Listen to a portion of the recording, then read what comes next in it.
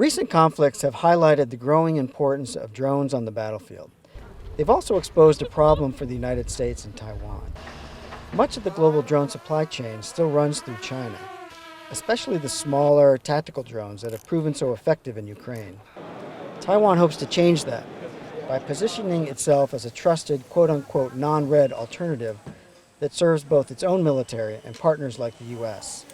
American drone companies are already starting to set up shop there, attracted by Taiwan's manufacturing expertise and strategic importance. There is not a more important place in the world to be than in Taiwan. We are expanding in Taiwan in a pretty material way. Taiwan makes many of the semiconductors, electronics, and precision components that advanced technologies rely on. Drone makers say that expertise is difficult to replicate elsewhere. Right now, roughly 16% of Shield AI's components come from Taiwan. The company says it expects that number will rise to 25% in the coming years. Other American firms are pursuing similar relationships. AEVEX Aerospace signed a memorandum of understanding with Taiwan's Aerospace Industrial Corporation in 2024. Now it is exploring new ways to combine U.S. drone technologies with Taiwanese manufacturing capabilities. We're working very hard to partner with Taiwanese companies to help enhance production opportunities, autonomy, all of the things that we do, bring our technology to a place where we can partner to help grow it in a way that mutually benefits both Taiwan and the U.S. Former Taiwanese lawmaker Jason Hsu says the conflict in Ukraine has underscored the risks of relying on Chinese components. Ukraine today still uses the Chinese components for their drone assembly.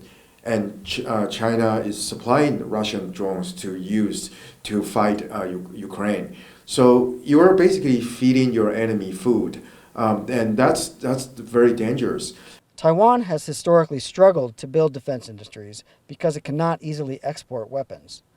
Drones, however, often have both military and civilian uses, creating a larger potential market and giving Taiwanese firms an opportunity to become both customers and suppliers. We are talking about developing a broad array of unmanned systems across the broad gamut of what we might discuss from subsea all the way into the air. That would both be consumed by Taiwan, but also by the United States and its partners and allies. Hammond Chambers says progress has been uneven, but some Taiwanese firms have begun breaking into the U.S. market. Thunder Tiger Group has qualified for the Pentagon's Blue UAS certification program, which makes it easier for U.S. government agencies to purchase its systems. Taiwan has made no secret of its drone ambitions. It sent its largest ever overseas delegation to Detroit this year for Exponential, the world's biggest robotics and unmanned systems conference. But building a true alternative to China won't be easy. China's manufacturing prowess allows it to produce dual-use drones quickly and cheaply. Kelly Grieco, a senior fellow at the Stimson Center in Washington, says China's advantage is not simply low cost, it is scale. Taiwan doesn't have a large growing commercial drone sector. This is where China in particular really benefits. Taiwan's ambitions also face political hurdles. Taiwan President Lai Ching-te has called for expanding the country's drone industry. But lawmakers from opposition parties earlier this year stripped funding for domestic drone production from a special defense budget intended to accelerate military procurement. Industry officials like AEVEX's Anders say that uncertainty could slow investment decisions. Until that gets really figured out and they understand what it's going to look like, it's going to be hard to get moving. Here in Washington, the Pentagon is pouring more money into drone development and expanding programs like Blue UAS. A bipartisan group of lawmakers in Congress, meanwhile, has introduced legislation that would create new links between Taiwan's drone industry and the U.S. defense supply chain.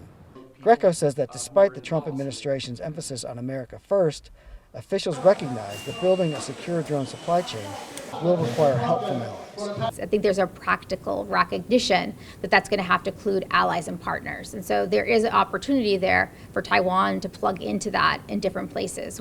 There are signs Taiwan's drone industry is beginning to gain traction. In the first quarter of this year, drone exports from Taiwan reached $115 million US.